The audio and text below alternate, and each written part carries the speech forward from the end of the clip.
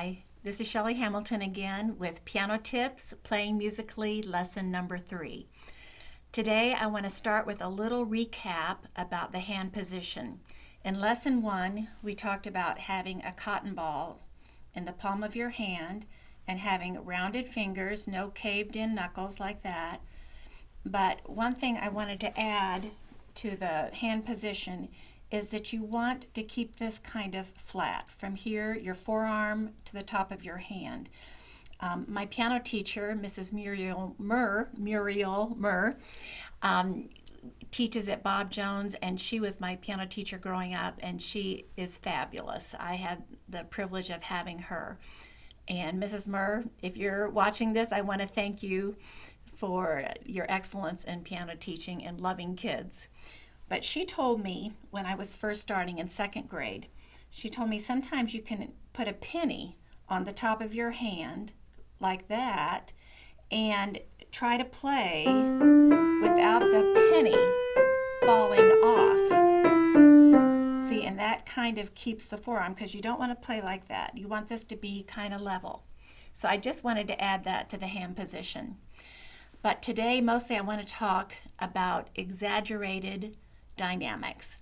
And when I say exaggerated, which I can't even say, but when you talk about dynamics, usually you think, oh, I am playing with dynamics.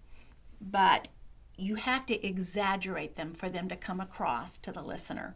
So if you're playing softly, you need to play really softly because you want to have variety and a range of dynamics in your music. So when I'm playing soft, I need to really exaggerate that. And then when I get to a mezzo forte section or a forte section, it comes alive because not everything is at the same dynamic. Not everything is mezzo forte and not everything is loud.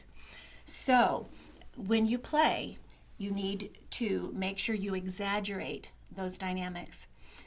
And I also wanted to mention that and we've already talked about this, but you don't want to hit the keys. You want to massage the keys. And so I was going to give you an example. I was taking today Wings as Eagles. It's one of the most loved songs that my husband Ron has written. And this is from The Best of Ron Hamilton, that book. And I'm going to play Wings as Eagles like I don't want you to play it.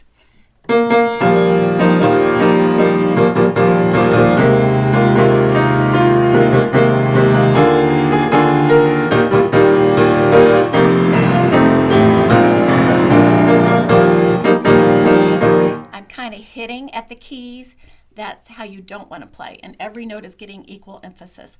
So remember, we want to speak it like we want to play it like we would speak a sentence, and we want to feel into the keys. So on the chorus of this, it goes, God gives wings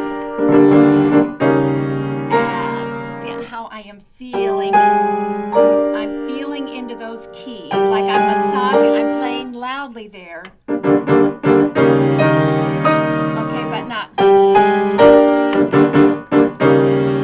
So what I want you to do is I want you to play a song that you know, a hymn or a classical piece, and I want you to videotape yourself playing it. And I want you to observe, am I massaging the keys? Am I attacking the keys more like this? And do I have a dynamic range in my music? So if you videotape yourself doing it, it will surprise you, perhaps, to know exactly how you're playing. Now, there's one other thing I want to mention today.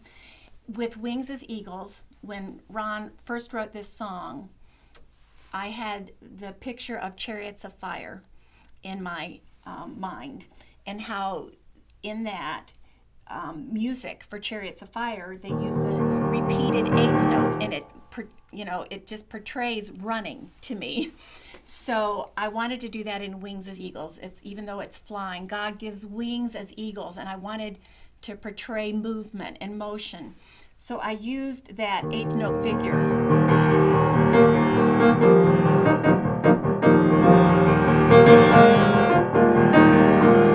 But what I want to get across to you, if you have a section in your music where you have repeated eighth notes like that, make sure you are not hitting everyone with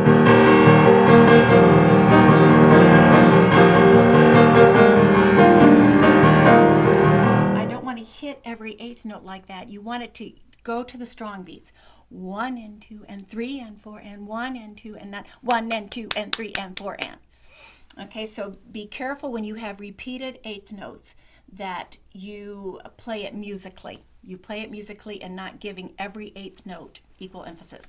So I'm going to play one time through Wings as Eagles using the eighth note pattern, even though I don't have the eighth note pattern pictured in this piece of music. Sometimes I will do that. I will just take that bass line and make it eighth notes to give the running feel. And I'm going to try to have a range of dynamics in this song. So we're going to start more mezzo piano. Before I play, I want to mention one other thing. It's not what we're talking about today, but if I were to play Wings as Eagles for church or accompany it for someone at church, I probably would change up the second verse a little bit to a little bit different pattern so that it wasn't the same both times. So it gives you just a little bit of variety. So I think on the second verse, I will give you a little different pattern in the accompaniment than I do the first verse. Okay, here we go. Wings as Eagles.